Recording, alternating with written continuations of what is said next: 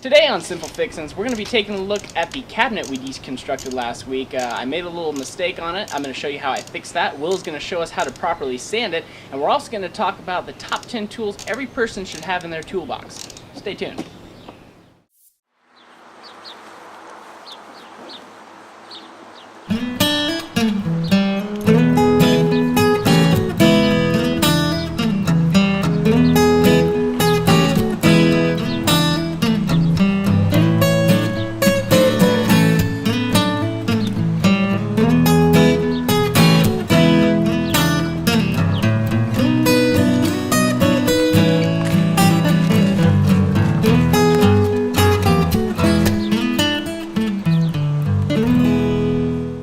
Welcome back to Simple Fixins. Last week we worked on taking apart a cabinet that has been in my possession for quite a while. It was pretty water damaged and it really needed to be restored. This particular piece is the fourth shelf of that piece, and when I was taking it apart I knocked this piece up here off, and this shelf was actually notched out so the door could close around it. Now I'm going to walk you through a little bit here how I put this back together. When you knock something off or you break something, keep the piece. Don't necessarily assume that it's completely unfixable.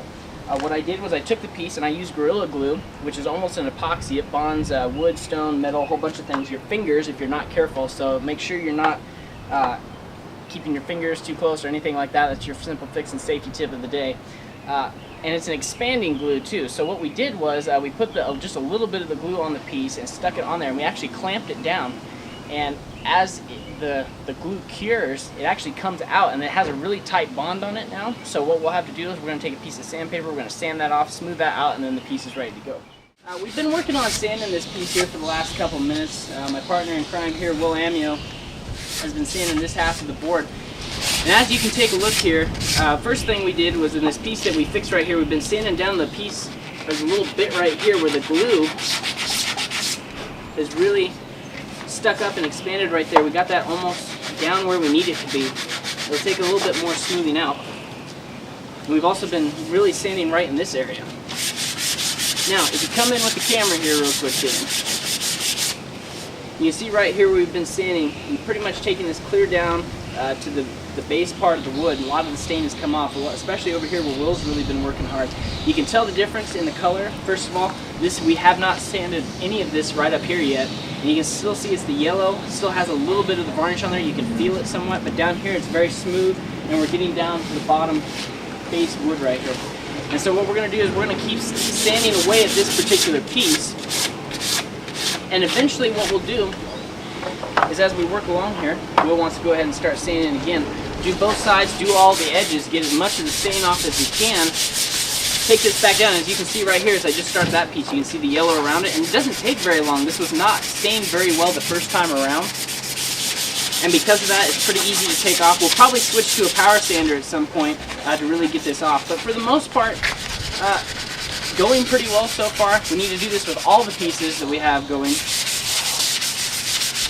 But since it's a pretty quick moving process so far, I don't think we'll have any trouble doing that. So stay tuned to Simple Fixins. When we come back, Will Amio is going to talk a little bit more about how to properly sand this, and then we'll be getting to the top 10 tools every guy should have in his toolbox later in the show. Stay tuned.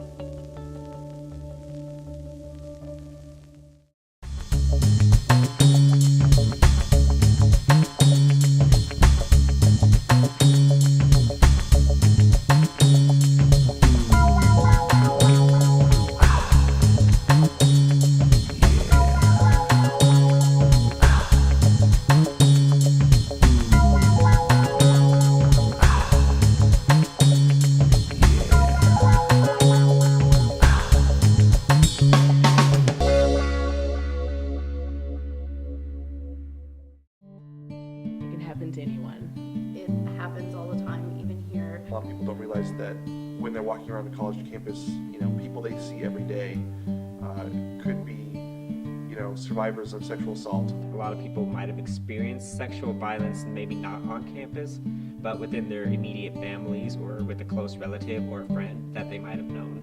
Young people would just think we're invincible.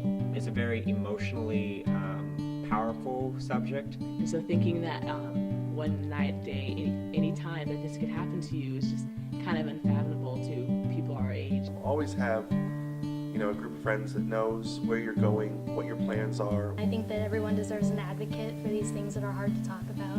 Most importantly, be educated about sexual violence. It can happen to anyone.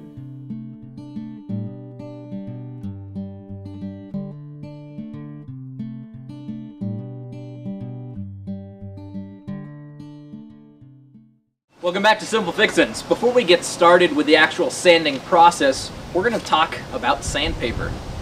Now this is 120 grit sandpaper. We also have some 330 grit and some 600 grit. And what the number really means is it's the consistency of the rough part of the sandpaper. Usually lower numbers are rougher, and then higher numbers you get more fine grit on the rough side of the sandpaper. Now these sandpapers are used for different things. Usually you want to start with a rougher grit when you're starting a project. The rougher grit, like we're using it here, will help you get the stain off of your project or kind of smooth out the wood. As you continue on, you're going to want to use finer and finer grit sandpaper so you really get that smooth, really well done look that you're looking for. If you do 120 grit on your whole project, the outcome's not going to be all that great. You do want to sand after you have stained the product, just to kind of smooth out any blemishes and make sure that the wood is really looking the way you want to. However, when we stain it, we're not going to use the rougher grit. Again, this is for taking off the stain and fixing any blemishes. So we're not going to use that when we get down. We're going to probably use a much thinner sandpaper, a much finer sandpaper, to really get down to the nitty-gritty, get down to the small details. 2 tips on sanding. Now when you sand, you have to do it in a specific way, otherwise when you stain it or varnish it, it's going to look pretty messed up. When you're sanding, you want to sand along the grain, and for those of you who don't know, the grain are these striations in the wood that occur while the tree is growing, and then when it's cut, you can kind of see these lines kind of laid out in the wood. And when I say you want to go along the wood, you're going to take your sandpaper and go down the length of these lines. Now if you do go the other way, I'm not going to do it because it's not the greatest idea. If you do go across, you're going to create some lines that will be very apparent in your finished project when you do stain it. It'll look very scratched and very shoddy. So again, you want to go along the grain. Just be careful. It can happen to anyone. It happens all the time, even here. A lot of people don't realize that when they're walking around the college campus, people they see every day could be, survivors of sexual assault. A lot of people might have experienced sexual violence, maybe not on campus, but within their immediate families or with a close relative or friend that they might have known. Young people would just think we're invincible. It's a very emotionally powerful subject. And so thinking that one night, day, any time that this could happen to you is just kind of unfathomable to people our age. Always have a group of friends that knows where you're going, what your plans are. I think that everyone deserves an advocate for these things that are hard to talk about. Most importantly, be educated about sexual violence. It can happen to anyone.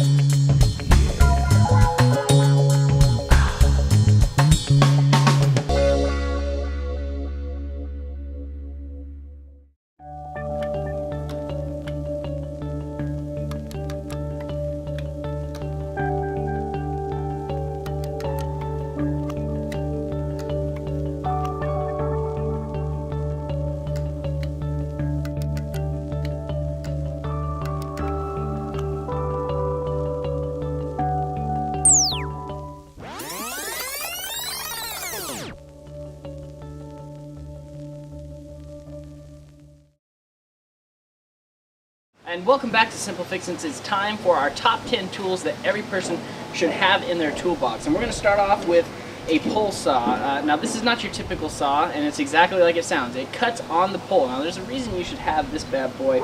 It cuts a little bit easier. It's easier to start, in my opinion. And so when you're working on basic projects, especially when you're restoring something, if you have to make a cut or anything like that, it's going to be a lot easier to get it started, like I said, and it's just going to have a lot smoother feel to it as we're cutting.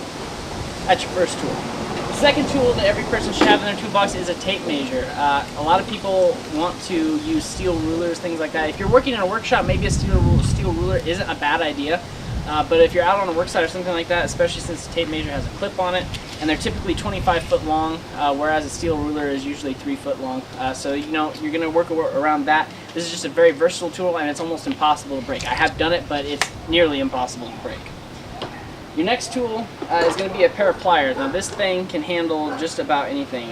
You know, a pair of pliers you can use to grip nails, to pull them out. You can use it to twist out screws that you've stripped a head on. By the way, stripping a head on a screw is like taking the grooves out of it, so you're not able to turn it out.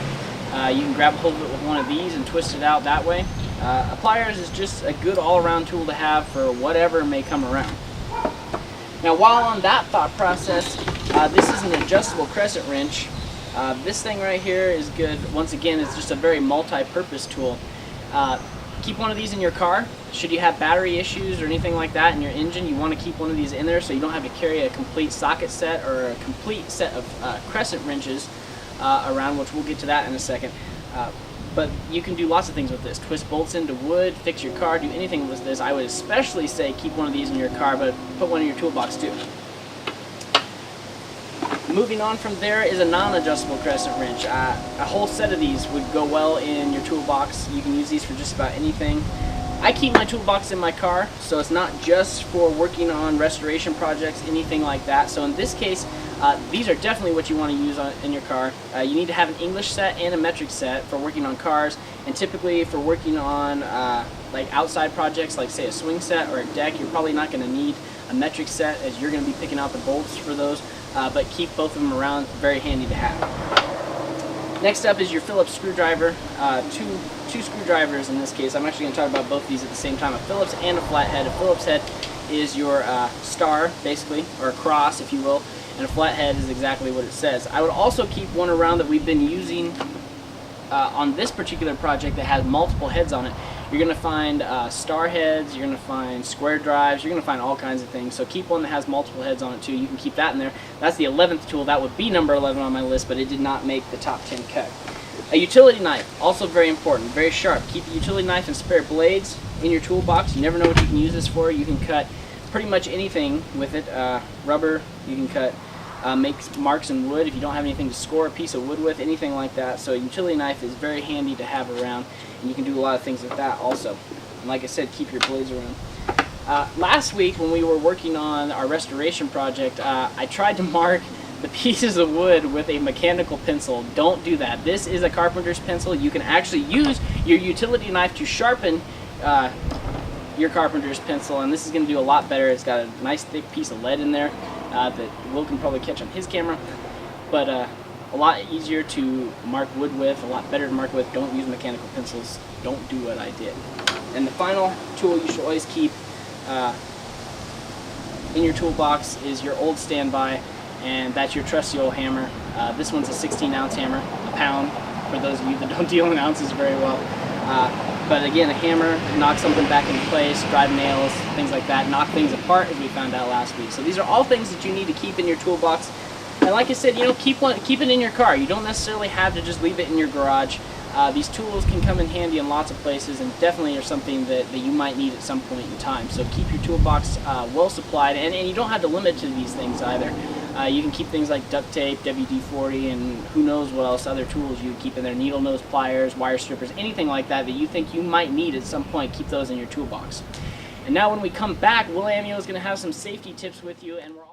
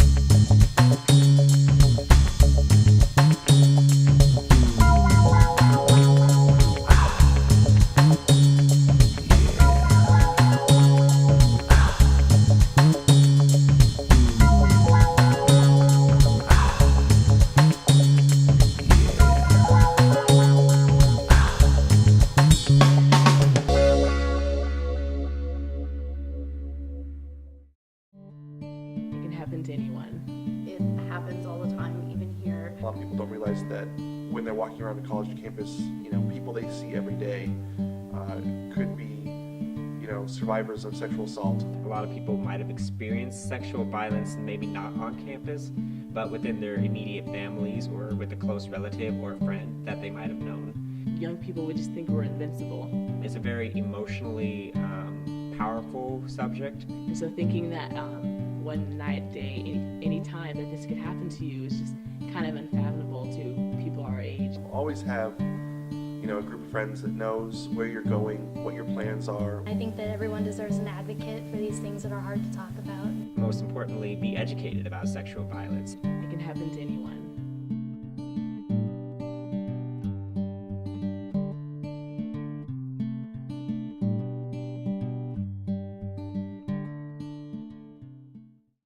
Welcome back to Simple Fixin. Now, really quick, we're going to give you a couple useful tips and tricks that you can use during a restoration process or really working on almost anything. First off, wear safety goggles or glasses. It really does help. It keeps the dust out of your eyes. It keeps a stray hammer swing, a broken nail, really anything from damaging your eyes, and that's kind of a thing we really want to avoid. Another thing is just a quick trick is when you're taking apart pretty much anything that's relatively complicated, take pictures while you're working on it and while you're taking it apart, so then you can go back and look and see how it went together in the first place. This will help you from kind of trying to figure out the mysteries of 3 days ago while you're trying to assemble your finished product. It can happen to anyone. It happens all the time, even here. A lot of people don't realize that when they're walking around the college campus, people they see every day could be, survivors of sexual assault. A lot of people might have experienced sexual violence, maybe not on campus, but within their immediate families or with a close relative or friend that they might have known. Young people would just think we're invincible. It's a very emotionally powerful subject. And so thinking that one night, day, any time that this could happen to you is just kind of unfathomable to people our age. Always have, a group of friends that knows where you're going, what your plans are. I think that everyone deserves an advocate for these things that are hard to talk about. Most importantly, be educated about sexual violence. It can happen to anyone.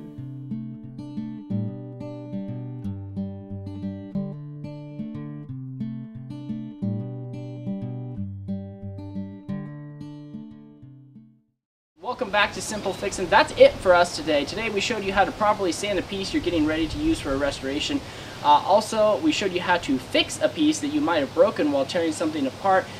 And we also talked to you about the top 10 tools that you need to have in your toolbox. Now, next week's show, we're going to be headed to Will Amio's house where we're going to be doing a full room restoration. We're going to be painting some walls, switching out some sheetrock, doing some floors, an all-around job that's completely different than, say, a cabinet restoration. It's going to be a lot of fun.